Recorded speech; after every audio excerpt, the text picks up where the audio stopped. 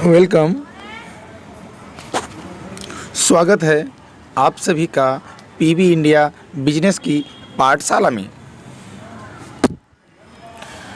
आज हम सीखेंगे रजिस्ट्रेशन के बाद वीडियो केवाईसी करना।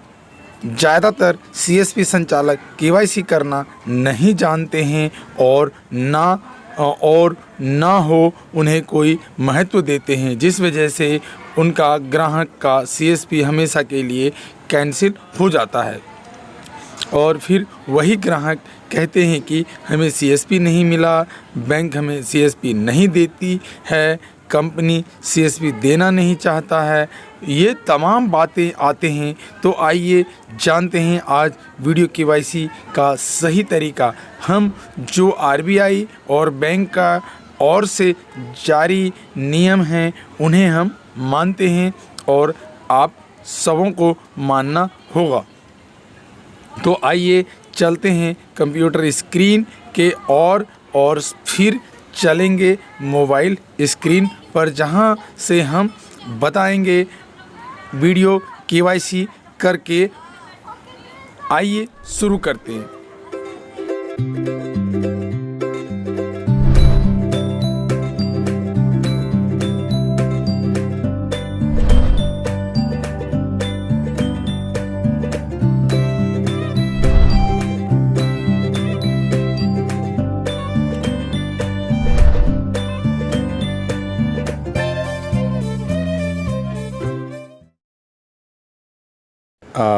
अब हम पहुंच चुके हैं आपको लेकर अपने कंप्यूटर स्क्रीन पे, जहां हम आपको लाइव दिखाते हुए और समझाते हुए सिखाएंगे। तो जैसे कि हमने सबसे पहले रजिस्ट्रेशन के बारे में तो ऑलरेडी हमने आप सबको बता चुका हूं, पर फिर भी हम एक बार गाइड करते हुए चलेंगे और थोड़ा हम शॉर्ट तरीके से इसको समझाएंगे, क्योंकि हम इस पे अलग स्पेशल वीडियो हमने आप लोगों को और ट्रेनिंग भी दे रखा है। तो जैसे कि हमने साइनअप किया, साइनअप करने के बाद हमारे पास एक साइनअप का पेज खुलता है, जहाँ पे हम अपना ईमेल आईडी, फ़ोन नंबर और एक पासवर्ड बनाते हैं। तो सबसे पहले हम ईमेल डाल रहे हैं, उसके बाद हम अपना फ़ोन नंबर डालेंगे। डालने के बाद हम एक सिक्योर पासवर्ड बनाएंगे। पासवर्ड कम से कम 8 डिजिट का होगा और पूरी तरह से सिक्योर होगा, जिसमें नंबर्स होंगे, अल्फ़ाबेट नंबर होंगे और सिक्योरिटीज़ भी होंगे। उसके बाद हम इसे कंफर्म करेंगे। कंफर्म करने के बाद हमारे ईमेल पर और मोबाइल नंबर पर एक ओटीपी आएगा और हम यहाँ पे अपने ईमेल में जाके चेक करेंगे। तो अभी हम ईमेल का ओटीपी हम यहाँ पे डाल रहे हैं। अब ईमेल का हमने ओटीपी डाला, अब वेट करते हैं कि हमारे फ़ोन नंबर पे ओटीपी आता है। अब हम चेक कर लेते हैं एक बार। तो अभी थोड़ा सा वेट करना पड़ रहा है। अब हमारे मोबाइल पर भी ओटीपी आ गया है। अब हम यहाँ पे अपनी मोबाइल का भी ओटीपी डाल दिए और डालने के बाद हम इसे करेंगे कंफर्म। तो नीचे एक बटन है कंफर्म का, आप ध्यान से देखेंगे वीडियो। कंफर्म पे क्लिक करेंगे। क्लिक करने के बाद ये आपको लेके आएगा नेक्स्ट स्टेप पे, जहाँ पे हमारा नाम और एड्रेस पूछा जाएगा। हम यहाँ पे अपना नाम डालेंगे, अपना मतलब डिटेल्स जो भी होता है हमें वही एड्रेस डालनी है जो हमारे आधार कार्ड में एड्रेस होता है। हमें गलत एड्रेस नहीं डालनी है। तो यहाँ पे नाम डाला, डेट ऑफ बर्थ डाला, अपनी होम एड्रेस डाला। उसके बाद हमें यहाँ पे नीचे अपनी दुकान की नाम डालना है, जो हमारे दुकान का नाम है। उसके बाद हमें दुकान का एड्रेस डालना है।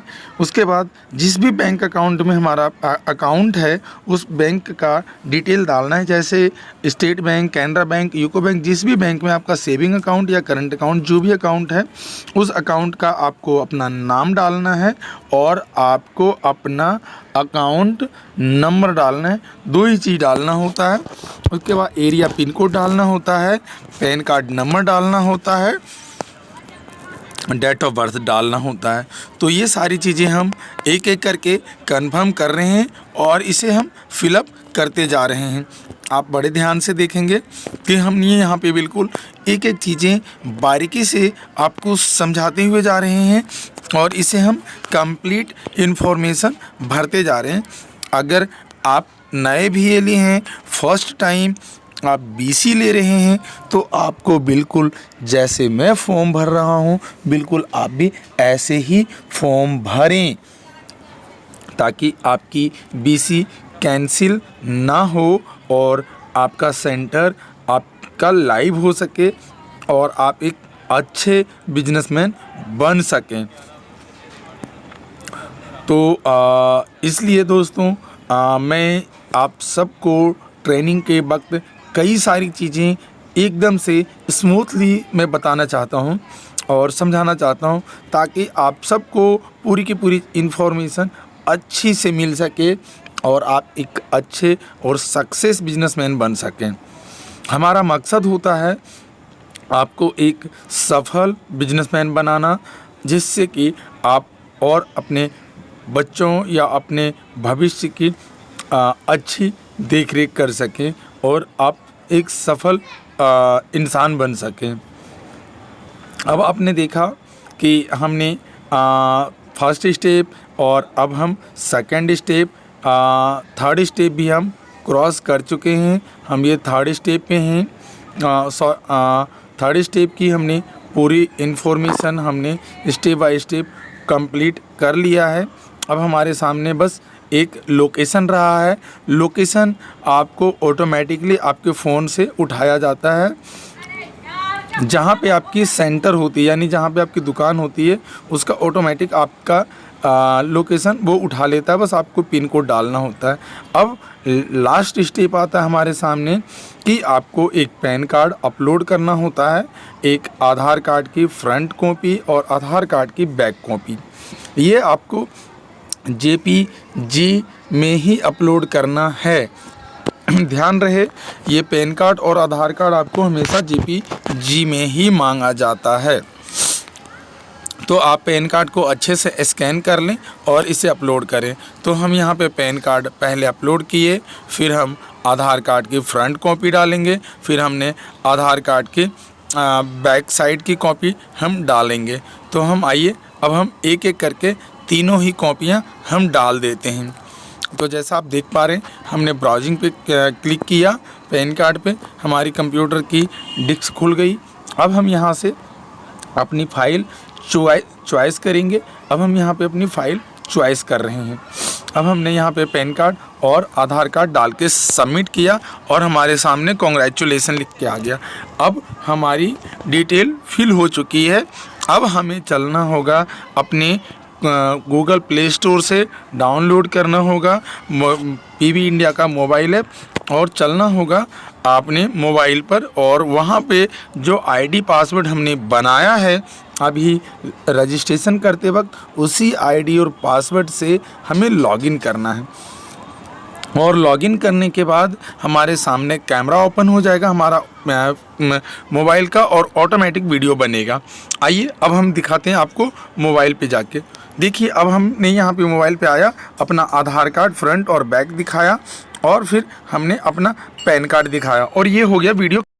और जैसे ही हमारा KYC कंप्लीट होता है, हमारे स्क्रीन पर एक ऐसा स्क्रीन लिख के आ जाता है, congratulation you have successfully completed the KYC process from your end and will be verify detail submitted and activate your account in 2 and 3 working day। अब हमें 2 से 3 दिन इंतज़ार करना होता है और हमारी ID हो जाती है एक्टिवेटेड और हम शुरू कर देते हैं अपना CSP। तो देखा दोस्तों कितना आसान है वीडियो KYC करना, कुछ भी नहीं करना पड़ता है। बस ये आपको वीडियो KYC से लेके रजिस्ट्रेशन से लेके वीडियो KYC तक में मात्र 3 से 5 मिनट का समय लगता है और आपकी CSP हो जाती है रजिस्टर्ड और 3 दिनों के अंदर आपको मिल जाता है एक CSP और आप कर देते हैं अपनी कमाई शुरू अपने घर अपने दुकान से। अब हमें दीजिए इजाज़त, मिलेंगे एक और नए वीडियो के साथ। तब तक के लिए आप करते रहिए अपना बिजनेस। धन्यवाद, बाय बाय।